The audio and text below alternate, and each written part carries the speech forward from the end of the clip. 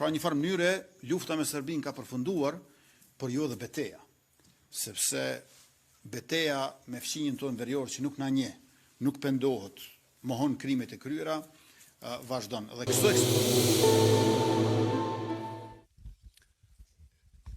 Vladimir Gallopeni, Radio Dukagjini, kryeministër, cili është qëndrimi i presidentit francez Emmanuel Macron për çështjen e dialogut Kosovë-Serbisë, se si e sheh ai tutje rrugën e normalizimit të raporteve mes dy vendeve, po ashtu edhe cili është qëndrimi i tij sa i përket fillimit të zbatimit të ligjit për të huajt dhe për automjetët në Republikën e Kosovës. E para dhe e dyta, sa i përket fillimit të zbatimit të këtyre dy ligjeve, si është duke ecur procesi dhe kur mund të pritet një afat kohor, ose a e ka saktësuar qeveria se kur mund të jetë afati kohor kur do të përfshihen institucionet e tyre paralele, pra të sektorit të shëndetësisë dhe arsimit në kornizën kushtetuese të Republikës Kosovës, dhe si komentoni deklarimet në opinionin publik se një gjë e tillë, pra fillimi i zbatimit të këtyre ligjeve është edhe fillimi i jetësimit të asaj që njihet si marrëveshja e asociacionit Zajednica dhe me emra të ndryshëm në periudha të ndryshme kohore. Dhe për ministrën Gërvalla, ministre, njëra nga çështjet që është diskutuar se përket të ligjit për konfiskimin e pasurisë së pajustifikueshme, ka qenë edhe çështja se si do të emërohet udhëheqësi i kësaj zyre, është e saktësuar nëse emërimi për kryesuesin e kësaj zyre do të bëhet nga qeveria apo ashtu siç ka kërkuar opozita në para 2 legjislaturash, po e vjen që një gjë e tillë të bëhet nga kuvendi. Faleminderit. Së pari, presidenti Macron i kupton shumë mirë dinamikat në Ballkan, të cilat në njërin anë kanë të bëjnë me aktualitetin politik, por në anën tjetër natyrisht që kanë edhe elementet që janë si pasoja të zhvillimeve historike në rajonin tonë. Presidenti francez e kupton pra që siguria në Ballkan nuk është rëndësishme vetëm për integrimin e Ballkanit në Bashkimin Evropian, por edhe për vetë sigurinë në Evropë. Edhe prandaj është interesuar shumë për KFOR-in, për NATO-n, për paqen edhe sigurinë në Kosovë, dhe në anën tjetër gjithashtu edhe për dialogun e zhvilluar në Bruksel, për çfarë ne tashmë e dimë që dialogu ka avancuar shumë, meqense ka rezultuar me marrëveshje. Ne në Bruksel nuk kemi pas vetëm dialog, kemi pas edhe marrëveshje. Është një gjë tjetër që presidenti i Serbisë e ka pranuar marrëveshjen, por ka refuzuar të nënshkruajë. Pra, është një lloj dyftyrësie, kur thua që e pranoj marrëveshjen, por nuk e nënshkruaj. Dhe unë besoj që problemet na lindën në pranverën e vitit 2023, para 3 vjetëve, pikërisht atëherë, kur u tha që po pranohet marrëveshja, po refuzohej nënshkrimi i saj. Sa kam unë informacion, deri në këtë momente nuk ka probleme sa i përket zbatimit të ligjit për të huajt. Ne kemi krijuar një drejtore 12 muajshe për ata të cilët nuk do të duhej ta humbin të drejtën e punës së banimit për shkak të mungesës së dokumenteve, por këtë e kemi shoqëruar me një drejtore tjetër 3 muajshe, kur do të mund të pajisen me dokumente legale. Pra, ne nuk jemi kundër serbëve, Serbia është kundër neve, dhe serbët në Kosovë, që janë parafërsisht 4%, ne i trajtojmë qytetarët e Republikës, nuk harrojmë që ka dhe minoritete tjera, nuk ka veç minoritet serb. I kemi bosnjakët, turqit, romët, ashkali, egjiptianët, goranët, edhe pak kemi malazez edhe kroat, gjithse në Kosovë janë 8% pakica, në Serbi janë 17% pakica.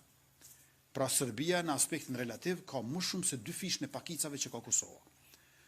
Por edhe trajtimi i pakicave që bëhet në Kosovë është shembull për shumë më gjerë se sa rajoni, dhe për dialogun në Bruksel ne kemi diskutuar në veçanti në kuptim të zbatimit të marrëveshjeve, të cilët kërkojnë mirëbesim dhe kërkojnë siguri juridike, e që vjen nga nënshkrimi i marrëveshjes, e që vjen nga tërheqja e letrës zonjës Brnabić, e cila së kohë ishte kryeministre, tash është kryetare e kuvendit në Serbi, dhe e cila me datën 13 dhjetor 2023, merrni me mend, 27 së Bashkimit Evropian i tha që Serbia nuk e respekton integritetin territorial të Kosovës.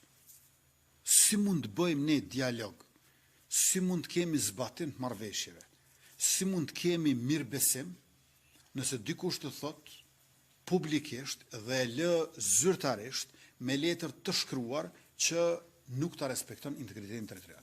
Prandaj ajo letër duhet të tërhiqet, marrëveshja bazike e Brukselit me aneksin e zbatimit të orit duhet të nënshkruhet dhe le të mos harrojmë edhe këtë gjë unë e përmendin në çdo takim me ndërkombëtar, jo vetëm tani në Paris, krye terroristi Milan Radojčić duhet ju dorëzohet organeve të sigurisë e drejtësisë në Kosovë, sepse bashkë me 44 paramilitarët e tjerë që e vranë rrështerin policor heroin e Kosovës Afrim Bunjakun, kanë akuzë 160 faqe në Kosovë.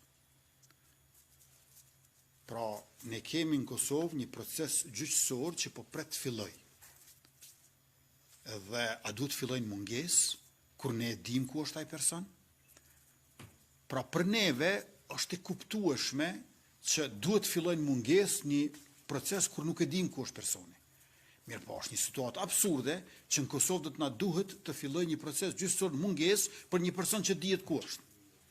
Andaj ne vazhdimisht insistojmë te faktorët ndërkombëtar, se ne s'kemi jurisdiksion mbi territorin e Serbisë, që të bëjmë presion Beogradit zyrtar, të na dorëzohet Milan Radojčić policisë Kosovës, të monitorohet procesi nga EULEX-i dhe nga çdo organizatë ndërkombëtare që është e interesuar dhe në këtë mënyrë e ngrisim në një nivel të ri dialogun në Bruksel, i cili po e ritheksoj, është më shumë se dialog, sepse tashmë kemi marrëveshje pa çka se refuzojnë ta nënshkruajnë.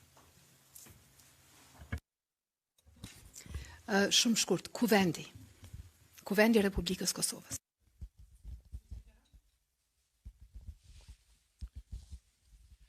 Arden Beqira nga ATV, një pyetje për zënën Gërvalla, fillimisht jemi në përfundim të procesit nga gjykata speciale për katërshën e UÇK-s, çfarë mendimi prisni nga kjo gjykatë? Nuk kam asnjë mendim dhe asnjë pritje nga gjykata, ajo do ta përfundoj procesin. Tepër gjatë janë mbajtur të akuzuarit në paraburgim. Shtrohet pyetja pse ka gjatë, mirë po nuk më takon mua në këtë fazë të jap as rekomandime, as të jap udhëzime gjykatës së votuar nga Kuvendi i Kosovës se çfarë duhet bëjnë në këtë fazë. Gëzemuja gazetar nga Agjencia e Lajmeve Ekonomia Online. Kryeminist Kurti, e dim që sfundi për shkak të ngjarjeve botërore dhe luftrave në botë kemi pasur një ngritje të çmimeve në Kosovë, po ashtu kemi edhe ngritje të çmimeve të derivateve. Së fundi është kërkuar edhe heqja e akcizës sa i përket derivateve. Si qeveria jeni duke ndërmarrë ndonjë hap sa i përket kësaj çështje? Më lejo të lutem spori edhe një përgjigje lidhur me një pyetje që u bë paraprakisht përkatësisht për inkorporimin e sistemit arsimor edhe shëndetësor. Strukturat e tjera ilegale, paralele të Serbisë, ato administrative, financiare dhe të sigurisë, ato ose janë shpartalluar e zyrtarët kanë ikur në Serbi, ose janë shuar këtu në vendin tonë. Por natyrisht që kanë ngelur edukimi apo arsimimi edhe shëndetësia. Tash ne nuk jemi të interesuar që pacientët serb të ngelin pa spitale, ose që nxënësit serb të ngelin pa shkolla. Përkundrazi, jemi të interesuar që ta të vazhdojnë, por duhet të legalizohen. Nuk mund të vazhdojmë në mënyrë ilegale. Është domosdoshme të kemi sundim të ligjit edhe në atë aspekt. Unë jam më optimist sa i përket shpejtësisë për sistemin shëndetësor, se sa atë arsimor. Sistemi arsimor është një çik më i koklavitur, do të na marrë më shumë kohë, por sistemi shëndetësor unë mendoj që mund bëhet më shpejt. Dhe po e marr vetëm një argument të fundit kur isha në vizitë, ndoshta dikush për juve keni qenë në Odën e Mjekëve këtu në Prishtinë, aty mu tha që nga mbi 200 mjekë serb të cilët në vitet e fundit janë licencuar për të punuar në sistemin e Republikës Kosovës, 50 prej tyre janë 6 muajt e fundit. Pra prej periudhës kur ne kemi filluar të themi që duhet ta inkorporojmë sistemin e shëndetësisë. Nuk e keni asnjë shembull të një mjeku shqiptar ose infermieri apo infermiere shqiptare që nuk e shërben me kujdes shëndetësor një pacient serb, kudo në për Kosovë. merrni me mend, asnjë shembull të vetëm nuk e keni.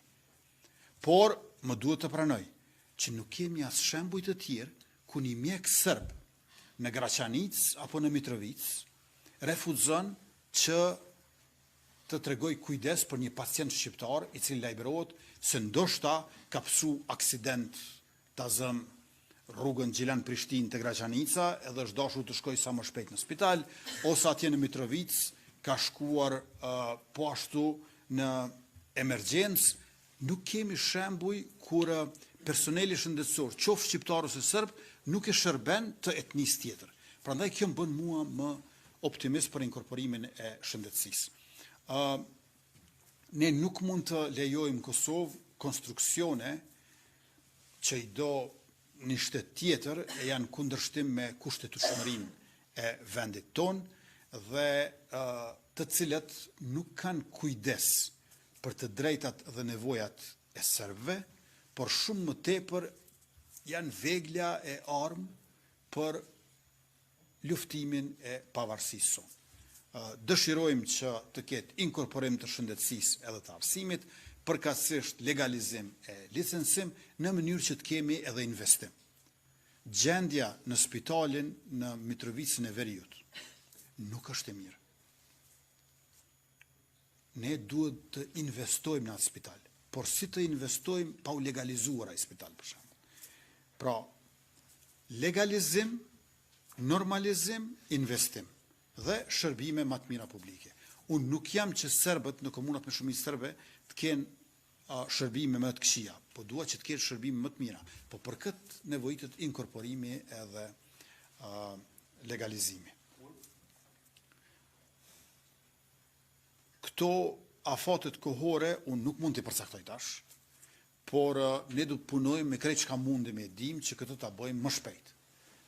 Ka nisur procesi dhe unë besoj që jemi në rrugë të mbarë, por ju e dini edhe kur ka qenë puna e targave të automjeteve, nuk ka qenë bashkë sigurt se cila është data kur kjo punë përmbyllet, e aq më pak tash për shëndetësinë dhe arsimin, po shumë është rëndësishme që ka filluar dhe përshtypja ime është që ka një dakordsi gjithnjë më të madhe edhe të qytetarëve serb për një gjë të tillë.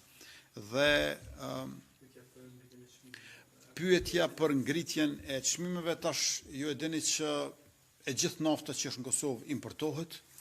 Ne jo vetëm që s'kemi burime të naftës, por nuk kemi as rafineri të naftës.